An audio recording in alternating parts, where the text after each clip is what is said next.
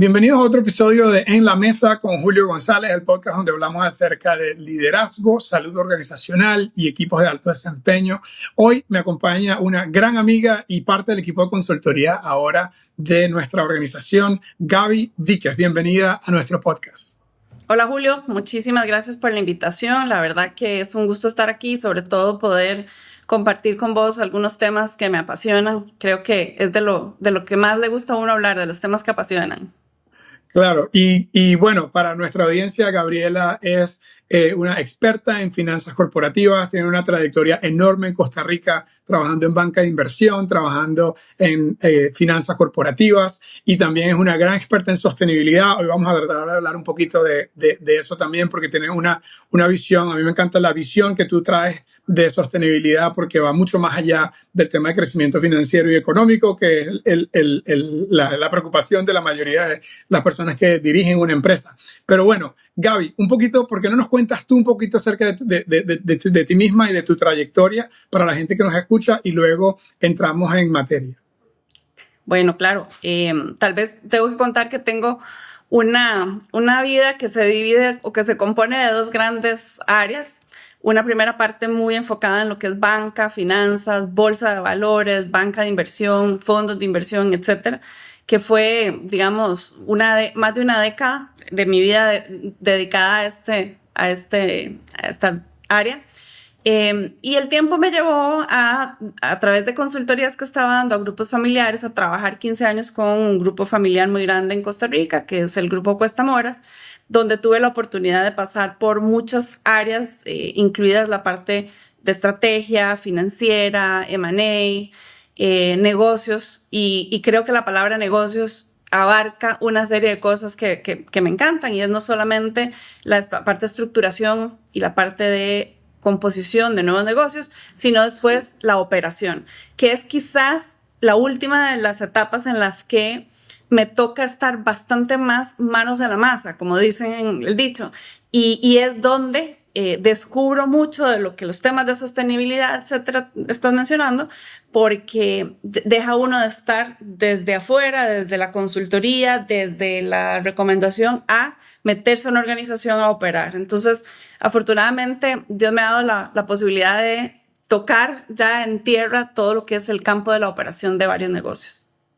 Nosotros decimos en nuestra consultora que existen dos requisitos para el éxito organizacional. Y el primero es el de la inteligencia, donde están todos los asuntos de estrategia, plan financiero, ahí iría todo ese asunto, ¿verdad?, de estructuración financiera. Y luego, dependiendo el negocio, pues hablamos también de todas las ciencias de los negocios, marketing, cómo posicionas tu producto o servicio con la audiencia meta y luego, obviamente, operaciones, investigación y desarrollo, depende del negocio, todo lo que se llama la ciencia de los negocios. El segundo requisito que nosotros decimos, no solamente a la inteligencia, sino que a la inteligencia hay que agregarle la salud del equipo. Yo tuve el privilegio de dirigir un proceso de consultoría para ti como CEO de una unidad de negocio y hablamos de esta idea de que la organización no solo debe ser inteligente, sino también saludable y ¿podrías contarnos un poquito acerca de cómo fue esa experiencia para ti al punto que hoy estamos ahora juntos en esto, ayudando a otras empresas a hacerse más saludables y apostarle, como digo yo, apostarle el doble a la salud para acelerar su inteligencia? Sí, si vieras que es muy curioso porque en la trayectoria en la que estoy comentando me tocó muchas veces hacer evaluaciones para un M&A, para una adquisición o lo que sea, evaluaciones organizacionales, digamos como parte del protocolo de due diligence. Cuando yo llego a la operación, me doy cuenta de lo mucho que me faltaba de entender la importancia de esa salud organizacional. Porque para mí quizás era algo muy del tema de si los valores, si la cultura, ok, perfecto. No es que eso no estuviera en nuestro radar. Pero conforme me meto a un área y me tocaba operar centros comerciales, proyectos de construcción y desarrollo, entonces la organización dejó de ser una organización con una pirámide invertida en donde tenía mucho profesional de alto nivel a ser una organización con una capa operativa muy importante, lo cual me llevó a mí a entender cómo debía yo adaptarme y cómo debía yo liderar en una empresa donde no todos eran profesionales de alto nivel y entender que cuando uno habla de cultura, de valores y de una serie de cosas, estas personas no necesariamente lo están viviendo de la misma manera. Convencida de los temas de sostenibilidad, me dedico un poco a entender bastante cómo incidir y cómo permear una serie de temas de cultura organizacional, y es ahí donde me doy cuenta que si no empiezo por un alineamiento con el equipo de liderazgo, iba a ser tremendamente difícil o quizás hasta imposible. Y fue ahí donde, a través de la consultoría que tuvimos con vos, empezamos a trabajar primero en la salud del cuerpo ejecutivo para poder de ahí después ir y predicar, ir y poder emanar los mensajes más sincronizados, cohesionados y congruentes, pero no desde el punto de vista de llevar mensajes, sino desde el punto de vista vivencial. Y creo que esa es la gran diferencia cuando uno habla de la salud organizacional, de que no estás hablando de algo que pusiste, plasmaste únicamente, sino que le diste claridad de pensamiento, pero luego tenés una demostración en carne viva de que lo estás haciendo, o sea, cómo decidimos comportarnos, cómo decidimos actuar, cómo nosotros como grupo de liderazgo queremos que nuestra gente actúe, resuelva dilemas, etcétera, es algo que toma un tiempo, no solo de práctica, sino de concientización. Y eso quizás me llevó justo a entender que la salud organizacional no se medía solamente con una encuesta de clima, que es lo que la mayoría de empresas están acostumbradas a hacer.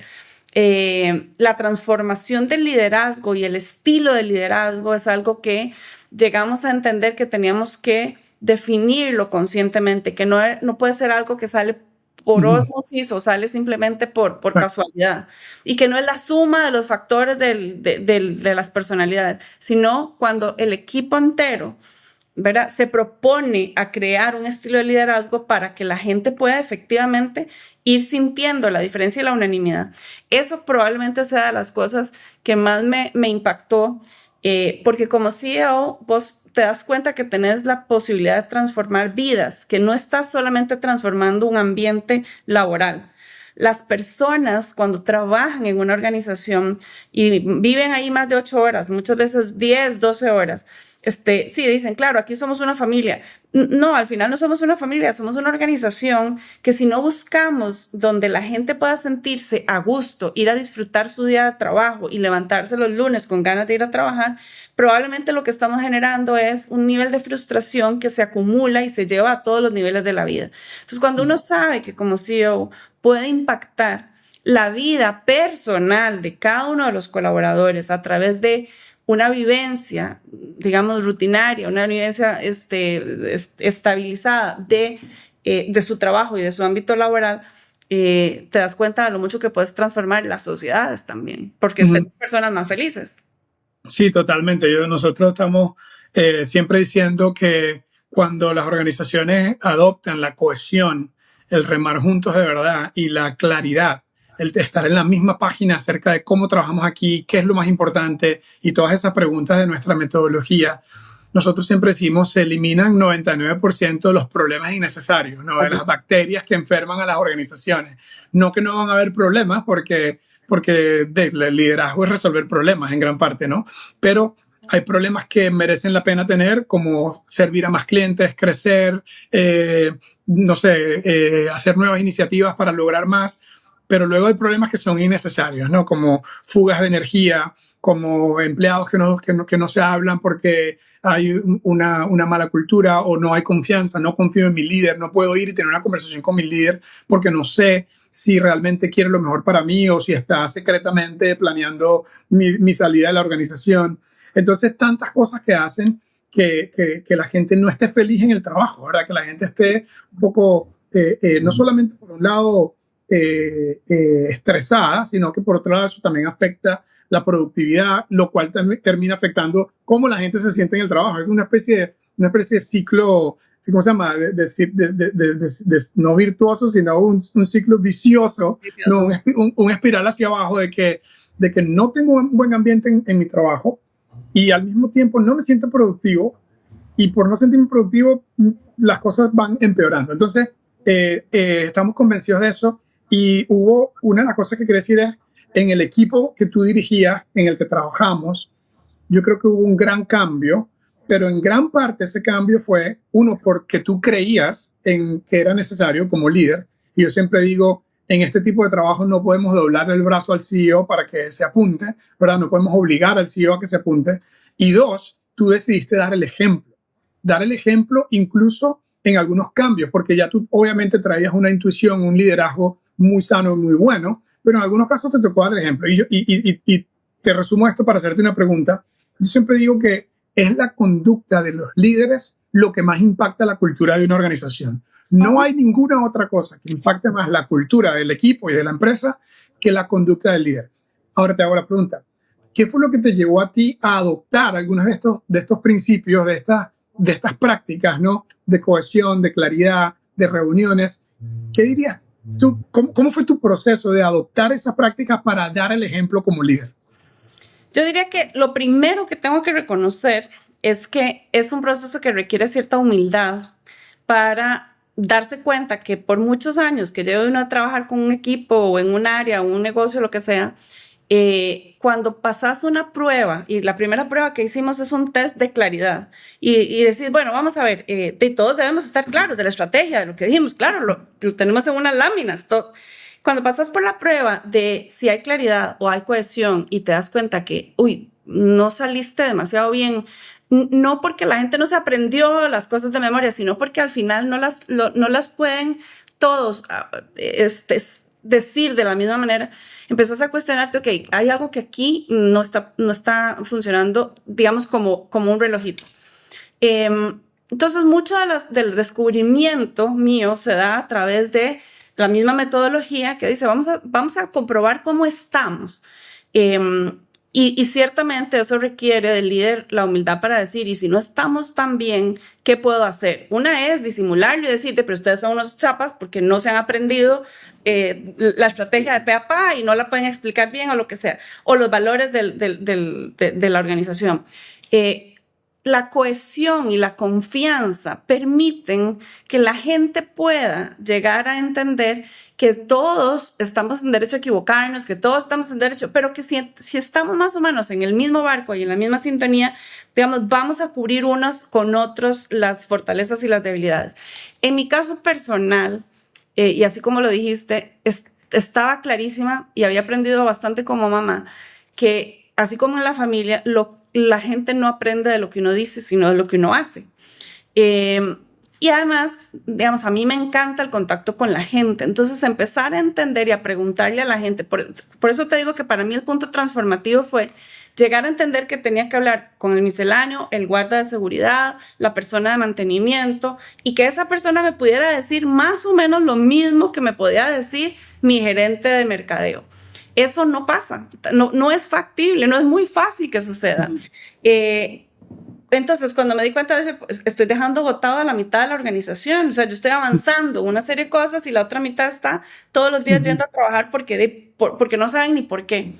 Entonces, en el momento en que te das cuenta de que puedes tocar a esos, y sí tengo que decir que las herramientas que usamos nos sirvieron para demostrar que no estábamos en ese nivel de cohesión, que no teníamos ese nivel de confianza y que las enfermedades, por decirlo de alguna manera, organizacionales, eran enfermedades casi todas producidas por temas soft, no por temas de cumplimiento de objetivos, no por temas de productividad. Es decir, no partimos de un problema de que la empresa estaba mal o que le estaba yendo mal. No, todo lo contrario. Partimos de una etapa exitosa, de resultados buenos, pero decir, sí, pero aquí hay algo que nos está haciendo falta. Entonces, poder invertir tiempo para estas cosas significó pero de inmediato, un montón de reacciones positivas de la gente que se acercaba y decir, uy, es que ahora estoy inspirada por esto. El hecho de tener un propósito que no es complicado de describir, es algo vivencial, qué es lo que queremos y que vivimos un solo propósito y todos estamos trabajando para ese propósito, le da un sentido de pertenencia a todos y le da un sentido de yo vengo todos los días aquí, atiendo al cliente, limpio los baños y atiendo al público por un propósito. Y eso hace que entonces transforme, digamos, su día a día, se hace como un poco más con sentido. Entonces, en resumen, yo me doy cuenta que la consecución de objetivos se va a seguir dando, pero puede multiplicar en el momento en que la productividad aumenta porque la gente está más comprometida. Y con ese mayor compromiso se resuelven un montón de cosas. Ahora, no se resuelven de la noche a la mañana. Los problemas de comunicación, tuvimos que trabajar en talleres, tuvimos que dedicarle tiempo. La mayoría de las veces, y yo incluida, uno no le dedica el tiempo a esto porque está muy ocupado. Está muy ocupado produciendo, está muy ocupado trabajando. Pero con el momento en que sacas el tiempo para invertirle a generación de cohesión, de confianza, no solo en el equipo ya de liderazgo, sino a los mandos medios y después ellos con sus grupos, etcétera, es tiempo que alguna vez yo creí que era tiempo, digamos, muy caro. O sea, no lo hubiera sacado porque es tiempo carísimo de invertir.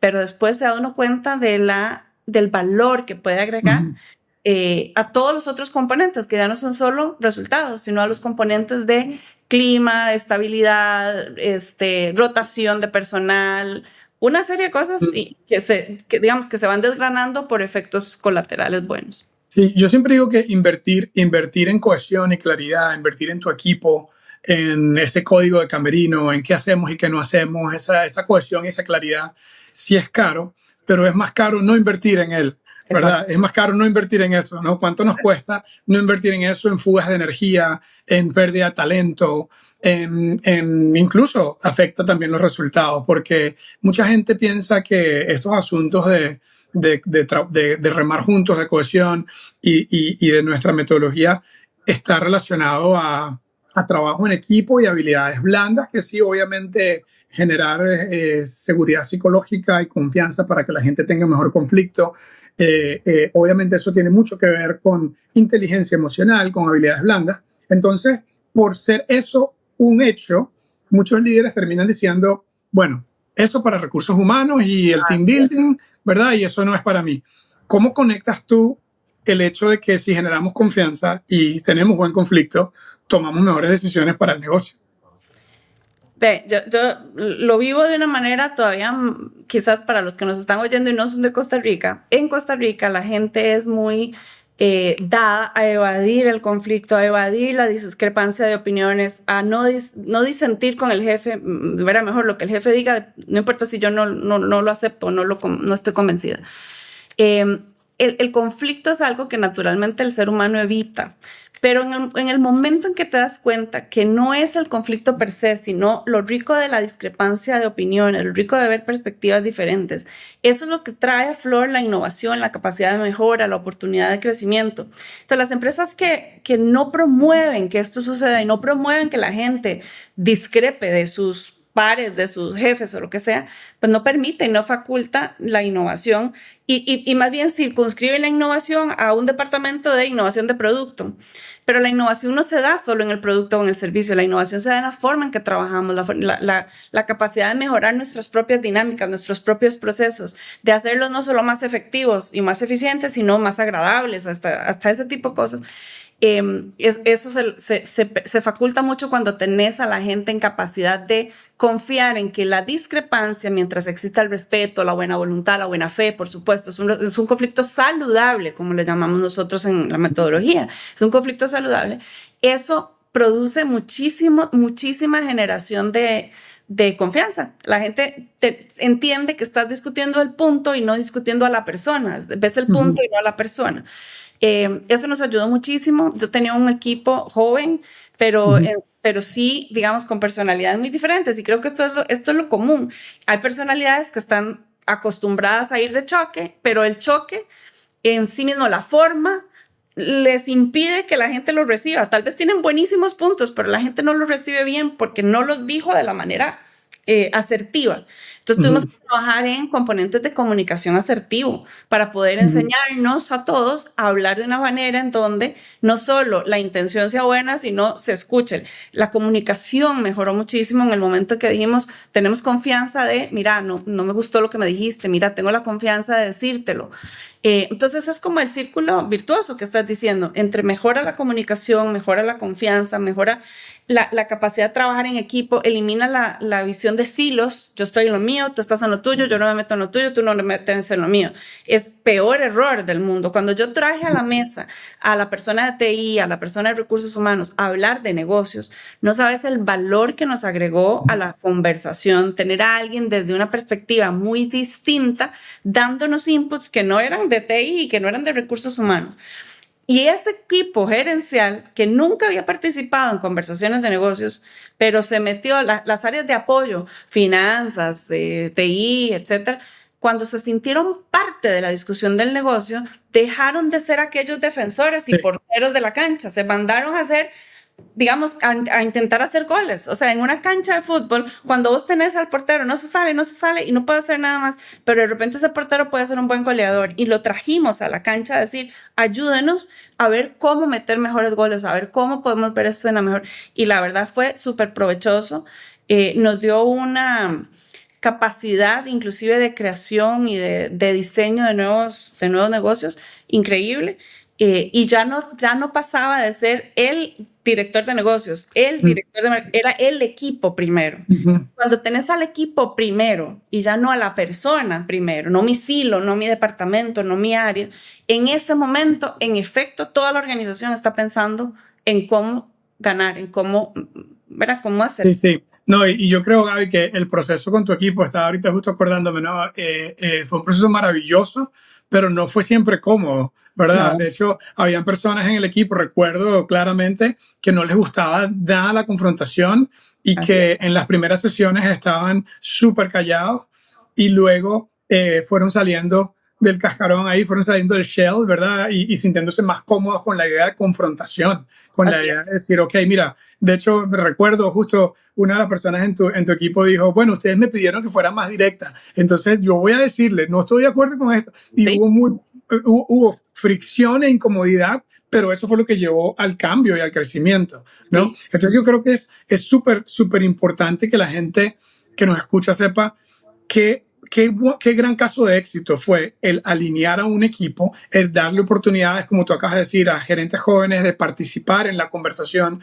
Nosotros siempre decimos, en inglés hay un dicho que dice, people need to weigh in order to buy in, que sería una traducción como la gente tiene que dar su opinión antes de Sí, comprarte tu idea. Que sí. si tú me das la oportunidad a mí de que yo te diga que estoy de acuerdo o que no estoy de acuerdo, voy a tener mucho más chances de apoyar tu idea, aunque yo no esté de acuerdo con ella. Y eso creo que fue lo que sucedió, ¿no? Que la gente de finanzas, la gente de marketing, la gente de operaciones, la gente de legal, estaban operando cada uno en su lado.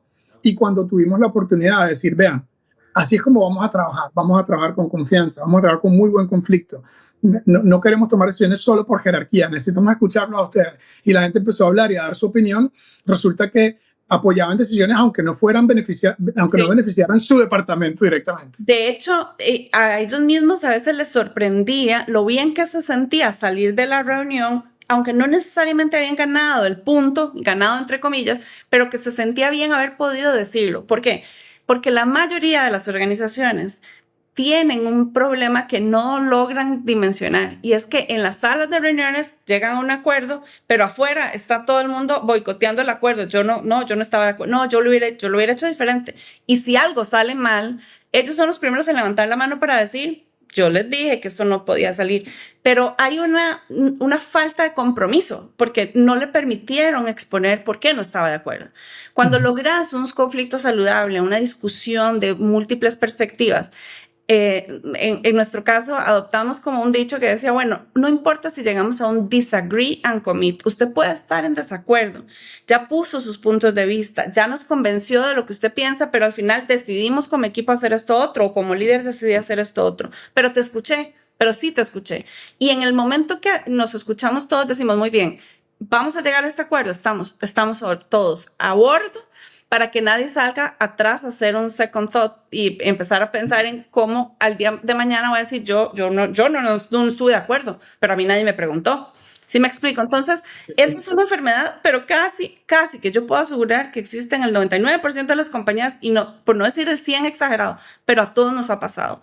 El disagree and commit es una saludable manera de decir, no siempre voy a hacerlo a mi manera, pero como equipo llegamos juntos a un consenso, lo discutimos y después nos comprometimos. Y eso cambia muchísimo en el momento, porque nos equivocamos. Digo, hay veces que tomamos decisiones y nos equivocamos, pero nos equivocamos como equipo. No nos equivocamos para señalar, fue culpa tuya, fue como equipo. Y es muy diferente el sentido de pertenencia y de respaldo cuando como equipo ganamos, como equipo también a veces nos equivocamos, pero como equipo estamos en una sola pieza, no en piezas independientes de por unidad o por departamento. ¿Qué le dirías, Gaby, a un gerente que está considerando sacar a su equipo del baile, ¿no? Del día a día y hacer una especie de talleres como esto que nosotros hacemos, pero que tal vez piensa que es un poquito touchy-feely, ¿verdad? Y muy kumbaya o muy soft,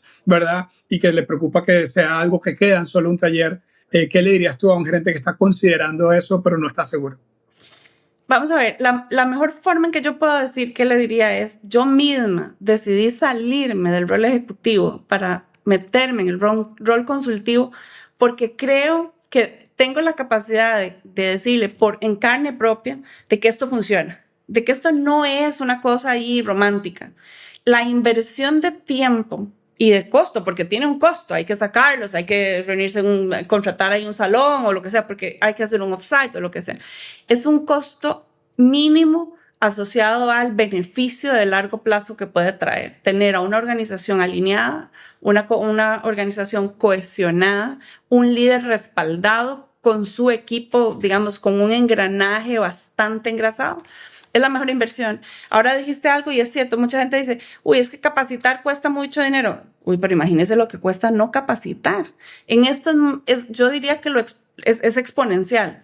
Es que trabajar en la parte del funcionamiento del engranaje cuesta mucho tiempo y dinero.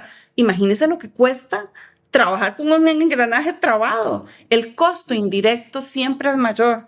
Lo que pasa es que uno no lo puede cuantificar monetariamente siempre, pero en mi caso yo tendría que decir que la inversión no puede ser, es más, me atrevo a pensar que es muchísimo mejor invertirlo en este tipo de dinámicas que invertirlo en capacitación técnica.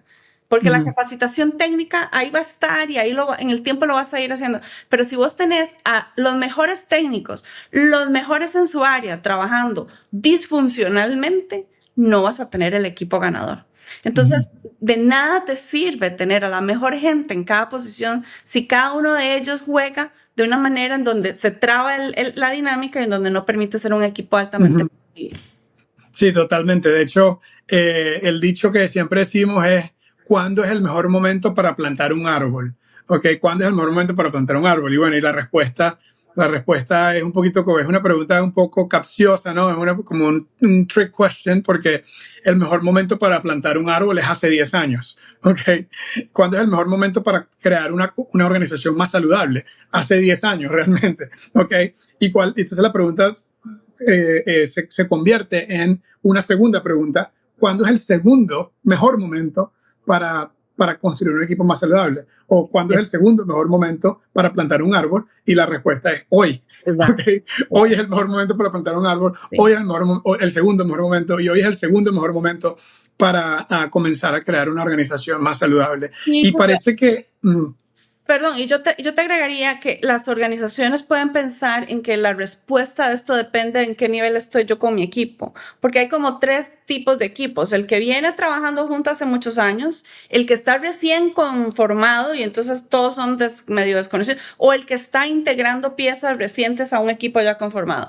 Por 3 diferentes razones, tenés que asegurarte de tener una dinámica saludable, porque el equipo que viene trabajando disfuncional hace muchos años va a seguir trabajando así si toda la vida continúan juntos. Y el equipo que está recién integrándose, justamente yo creo que es de la tierra más fértil para empezar a generar las dinámicas oportunas. Pero cada cuánto, yo diría, si no esto es un startup, cada nunca tenés un equipo from the scratch. O sea, casi siempre estás con equipos que vienen, unos trabajando bien, otros se van integrando. Entonces, el hecho de ir integrando implica que cada cierto tiempo tenés que hacer ese engranaje, porque entran nuevas personalidades que vienen con diferentes backgrounds, con diferentes estilos, etc. Entonces, te toca no solo hacerlo hoy, sino estarlo permanentemente revisando y recalibrando, porque las personas evolucionamos, porque las personas cambian, porque, ¿verdad?, las coyunturas cambian. Sí, sí, la salud organizacional, la idea de tener un equipo que está remando juntos de verdad y que están muy claros ejecutando en sus prioridades más importantes, no tiene piloto automático. Número uno, no tiene piloto automático, hay que darle mantenimiento. Y segundo, el principal responsable de darle mantenimiento es el líder principal, el CEO de la organización. Así que si tú no estás escuchando y estás dirigiendo una empresa grande o pequeña, es tu responsabilidad llevar la dirección de la salud de tu equipo y no lo puedes delegar. Es una responsabilidad que tú tienes y es algo súper, súper importante. Gaby, se nos ha ido el tiempo, no nos dio chance de hablar de sostenibilidad, que yo sé que es algo que está muy cerca de tu corazón. Vamos a tener que hacer otro podcast para hablar de eso porque es un tema fascinante e importante. Y tal vez en 90 segundos cuéntanos el asunto de sostenibilidad como una intro tal vez a un segundo episodio, el asunto de sostenibilidad, ¿por qué está tan confuso en que los gerentes generales no entienden cómo la sostenibilidad es algo transversal que afecta todo el negocio y no solamente un tema de continuidad del negocio? Yo te diría que lo más importante es que la mayoría de la gente no comprende qué es el concepto completo de sostenibilidad y estamos sesgados por pedazos que hemos ido implementando por moda o por costumbre o porque hemos oído. Entonces, pedazos de, bueno, como que sostenibilidad es tema ambiental y entonces sí hay que tener bombillos que ahorren energía. La sostenibilidad básicamente es la capacidad de satisfacer las necesidades, digamos, futuras de generaciones a las que nosotros le vamos a entregar lo que sea que tengamos, no solo un planeta, no una empresa, etcétera. Es asegurarse de que esto tiene una continuación sostenida en el tiempo y no solamente en el área ambiental, en el área económica, porque para que una empresa sea sostenible tiene que tener los recursos suficientes, pero sobre todo, y aquí es donde conecto mucho, la parte social, la parte interna de la compañía, la parte de todos los participantes que están en el engranaje de una compañía, la parte de gobernanza, de cómo funciona la compañía. Entonces, todo esto está súper correlacionado. Cada vez se ha puesto como más en la mesa el concepto integral, pero yo te diría que el liderazgo consciente es el liderazgo que logra entender que tiene que dejarle un legado, que tiene que dejarle algo al futuro dueño, al futuro hijo, al futuro planeta, al futuro entorno, etcétera. Y que para eso él es el primer responsable. Él es el primer responsable en que eso que se llama empresa tenga las capacidades de sostenerse en el tiempo y por lo tanto tiene que trabajar en cada uno de los pilares, siendo uno de ellos el ambiente, pero siendo otro la parte social, la parte interna, la parte de gobernanza, etcétera. Entonces es un concepto muy amplio que creo que cada vez se está poniendo más en la mesa de las empresas, pero que tenemos que empezar por entenderlo con sus 4 dimensiones. Excelente, y haremos otro episodio para hablar de eso. Gracias, Gaby, por tu liderazgo consciente, esa palabra que tú has justo utilizado.